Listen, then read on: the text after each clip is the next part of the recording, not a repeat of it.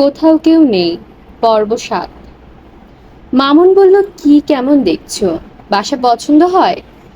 মুনা এতটা আশা করেনি। সে মুগ্ধ কণ্ঠে বলল, খুবই সুন্দর। তুমি মোটামুটি বলেছিলে কেন? মামুন হাসতে শুরু করলো। এসো, পিছনের বারান্দাটা দেখো। পেছনেও বারান্দা আছে নাকি? থাকবে না মানে? এখন বলো বাসা কেমন? চমৎকার। সত্যি চমৎকার। একটু দূর হয়ে গেল তাই না? হোক দূর। বসবার কোনো ব্যবস্থা নেই। মামুন পা ছড়িয়ে মেঝেতে বসলো। জিনিসপত্র কিনে ঘর দুয়ার গোছাও এখন। চলো আজ ফেরার পথে বড় দেখে একটা খাট কিনে ফেলি। তোমার মাথায় শুধু খাট ঘুরছে। তা ঘুরছে। ফোমের একটা গদি কিনবো বুঝলে মুনা। ৯৫০ টাকা দাম। বাজে খরচ করে পয়সা নষ্ট করার পয়সা আমাদের নেই। ওটা আমিই কিনবো। তুমি যাই বলো না কেন। দাঁড়িয়ে আছো কেন, বসো। মামুন হাত ধরে মোনাকে টেনে পাশে বসালো। কেমন নির্জন চারদিক। একটু যেন গা ছমছম করে। মুনা ক্ষীণ স্বরে বলল, হাত সরাও প্লিজ। এরকম করছো কেন তুমি? আমার উপর বিশ্বাস নেই তোমার? মুনা জবাব দিল না। মামুন তাকে কাছে টানলো। গাঢ় স্বরে বলল, এমন শক্ত হয়ে আছো কেন? কেউ তো দেখছে না। চলো আর যাই, সন্ধ্যা হয়ে আসছে। হোক সন্ধ্যা, তুমি বসো। তুমি এরকম করো, বসতে ভালো লাগে না। কিচ্ছু করব না, তুমি সহজ হয়ে বসো। Word of honour? হ্যাঁ, ওয়ার্ড অফ অনার। শুধু আমার হাত থাকবে তোমার হাতে, নাকি তাতেও আপত্তি? না, তাতে আপত্তি নেই। মামুন গাঢ় স্বরে বলল, চলো তাড়াতাড়ি বিয়েটা সেরে ফেলি। আর ভাল লাগছে না। আগে যেরকম কথা ছিল সেরকম করি। কাজী অফিসে গিয়ে ঝামেলা মিটিয়ে দিই। মামা রাজি হবে না। ছোট করে হলেও একটা অনুষ্ঠান করতে হবে। মুনার কথা শেষ হওয়ার আগে মামুন তাকে জড়িয়ে ধরে চুমু খেলো। মুনা কোনো বাধা দিল না। তারা সন্ধ্যা না মেলানো পর্যন্ত থাকলো সেখানে। রহস্যময় কিছু সময় কাটলো তাদের। মুনা রোজ ভাবে সকাল সকাল ঘুমোতে যাবে, কিন্তু রোজই দেরি হয়। আজও দেরি হলো। 12টার সময় বাতি নেভাতে যাই, বকুল বলল, একটু পরে আপা, আর 5 পৃষ্ঠা বাকি আছে। মুনা বিরক্ত স্বরে বলল, মশারির ভেতর বসে গল্পের বই পড়িস কেন? চোখ নষ্ট হবে। আর প্রতিদিন একটা করে বই জোগাড় করিস থেকে। ফজলু ভাই এনে দেয়। আমি বারান্দায় বসছি। বই শেষ হলে ডেকে দিস। আজ গরম নেই। আশ্বিনের শেষাশেষি। শেষ রাতের দিকে ভালো ঠান্ডা পড়ে। মুনা ক্যাম্প খাটে বসে অপেক্ষা করতে লাগলো। 5 পৃষ্ঠা বাকি কথাটা মিথ্যা। অনেকখানি বাকি। মুনাকে ডাকতে কেউ আসে না। শওকত সাহেবকে বারান্দার দিকে আসতে দেখা গেল। তিনি মুনাকে দেখে অবাক হয়ে বললেন, অন্ধকারে বসে আছিস কেন? 12:30 বাজে। এমনি বসে আছি। তুমি নিজেও তো অন্ধকারে হাঁটাহাঁটি করছো। কিছু খুঁজছো নাকি? দড়ি আছে? দড়ি দিয়ে কি করবে? মশারি খাটাবো। মশারি তো খাটানোই আছে। আবার নতুন করে খাটাবে কি? শওকত সাহেব থেমে থেমে বললেন, বসার ঘরে বিছানা করেছি। আজ থেকে আলাদা শোবো। কেন? প্রত্যেকদিন রুগীর সাথে শুয়ে শুয়ে শরীরটা আমার খারাপ হয়ে গেছে।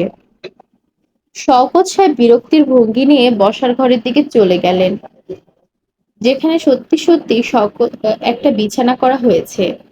নোংরা একটা মশারি খাটানোর চেষ্টা হচ্ছে। মশারির 3 কোণা শিথিলভাবে ঝুলছে। দড়ির অভাবে 4 নম্বর কোণাটি গতি হচ্ছে না।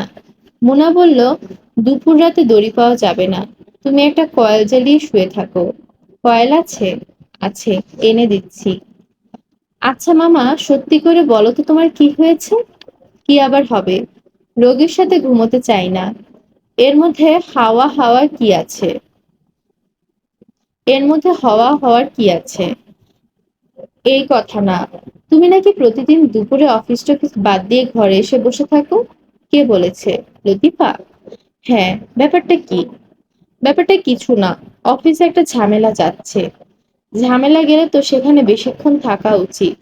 কি ঝামেলা বলো? শওকত সাহেব বিরক্ত স্বরে বললেন, ভেজর ভেজর করিস না। কয়েল জ্বালিয়ে দিয়ে যা। আর দেখ হাত পাখা পাওয়া যায় কিনা। বিশ্রী গরম। গরম কোথায়? বেশ তো ঠান্ডা। শওকত সাহেব গুম হয়ে বসে রইল। এখন তিনি তার কথা কথা বলবেন না। মুনা কয়েল আনতে গেল। মামির ঘরের ড্রয়ারে 1 প্যাকেট কয়েল আছে। লতিফা জেগেছিলেন। মোনা ড্রয়ার খুলতে তিনি ক্ষীণকণ্ঠে বললেন, তোর মামা আলাদা ঘুমাচ্ছে কেন রে? এই ঘরে গরম লাগে, বাতাস টাতাস নেই। ফ্যান আছে তো। ফ্যানের বাতাসে তার ঘুম হয় না। এক একজনে এক এক স্বভাব। লতিফা কয়েক মুহূর্ত চুপ থেকে বললেন, এতদিন তো ঘুম হয়েছে, আজ হবে না কেন? বলতে বলতেই তার গলা ভারী হয়ে এলো। মুনা এসে বসলো বিছানার পাশে। লতিফা বললেন, এক সময় তোর মামা আমাকে বিয়ে করার জন্য এত কাণ্ড করেছে। এই গল্প মুনার জানা, মামির কাছ থেকে অসংখ্যবার শুনেছে। আজ রাতে আরেকবার হয়তো শুনতে হবে। মোনা, কি সব পাগলামি কাণ্ড সে করেছে। একবার শুনলাম সে বিষ খাবে, একবার বোতল র্যাটন না কি যেন জোগাড় করেছে। আমি ভয়ে বাঁচি না। কি কেলেঙ্কারি কাণ্ড! বাড়িতে সবাই দোষ দিচ্ছে আমাকে। আমি কি জানি বল? আমার সঙ্গে কোনোদিন তার একটা কথাও হয়নি। বলতে বলতে শাড়ির আঁচল লতিফার চোখ মুছল।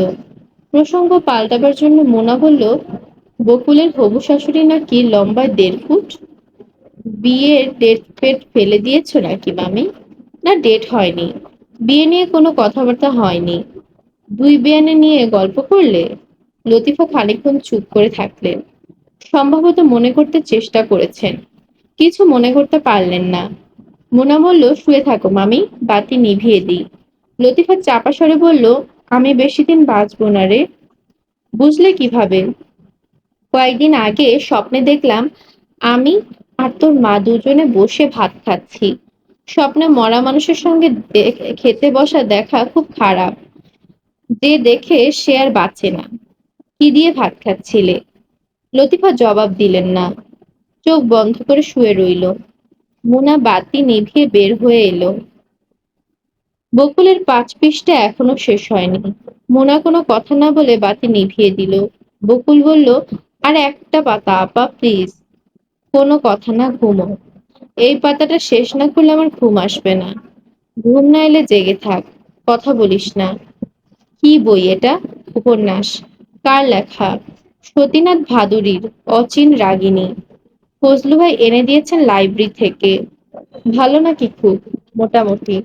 মোটামুটি? তুই যেভাবে পড়ছিস তাতে তো মনে হচ্ছে রসগোল্লা ধরনের উপন্যাস। বকুল খিলখিল করে হেসে উঠে জড়িয়ে ধরল মোনাকে। মোনা বিরক্ত স্বরে বলল, হাত উঠিয়ে নে, গরম লাগছে। বকুল হাত সরালো না, আরো কাছে ঘেঁষে এসে বলল, তুমি এত ভালো কেন মোনা আপা? জানি না কেন, বিরক্ত করিস না। বকুল মৃদু স্বরে বলল, একটা গল্প বলো না আপা। কি মুশকিল, রাত 1:30টার সময় গল্প কিসের?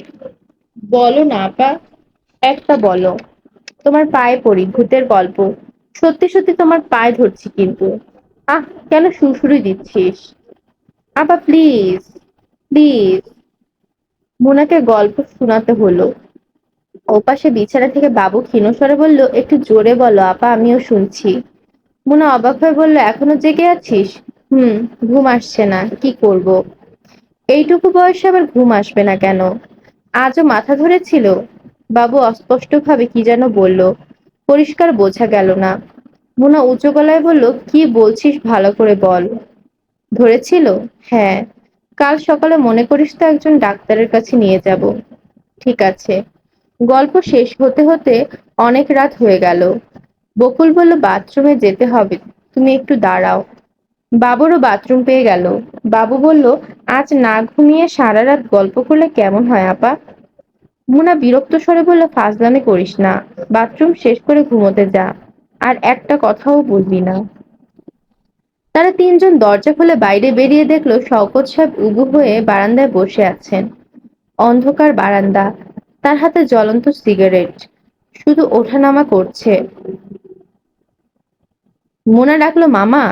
তিনি ফিরে তাকালেন, কোনো উত্তর দিলেন না। একা একা কি করছো মামা? কিছু করছি না। শওকত সাহেব নিঃশব্দে ঘরের ভেতর ঢুকে গেলেন। বকুল চাপা স্বরে বলল, বাবার কি হয়েছে মুনাপা? মোনা বলল, কিছুই হয়নি। ঘুম আসছে না তাই বসেছিল বারান্দায়। কেন যেন বকুলের মনটা খুব খারাপ হয়ে গেল। বাবার বসে থাকার ভঙ্গিটা কেমন দুঃখী দুঃখী। তার মনে হলো বাবা লুকিয়ে লুকিয়ে কাঁদছিল। মানুষের কত রকম গোপন দুঃখ থাকে, তার নিজেরও আছে। প্রায় সে এরকম একা একা কাঁদে। তার মতো দুঃখ তো বাবা মাদেরও থাকতে পারে। ভাবতে ভাবতে বকুলের চোখ ঝাপসা হয়ে গেল। অল্পতেই তার কান্না পায়।